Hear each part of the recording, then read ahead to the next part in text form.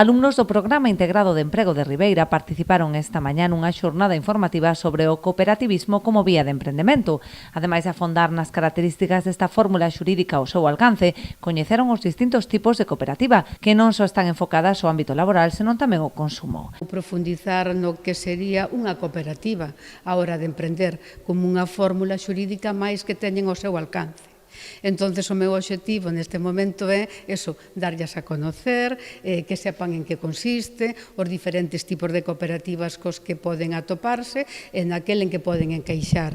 Vale, porque hai nas cooperativas nas que neste caso insistimos onde podes crear o teu propio posto de traballo, pero noutras, ao mellor, nas que podes consumir calquer produto, onde calquer persona socia da ciudadanía, pois podemos formar parte de algunha desas.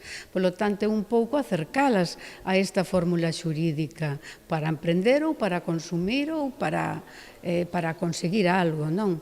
Ademais da sesión teórica, os participantes tiveron ocasión de achegarse á práctica a través da experiencia do socio dunha cooperativa local que presta servizo no eido sociosanitario. É un socio dunha cooperativa daqui da zona, de Ribeira, que se chama Enraizando a Cooperativa e dedícase ao ámbito sociosanitario, porque dan servicios e traballan pois con todas aquelas actividades relacionadas con servicios sociales da zona, prevención de adiccións, e agora queren poñer en marcha un proxecto moi interesante de casas tutorizadas para persoas con vulnerabilidades diferentes.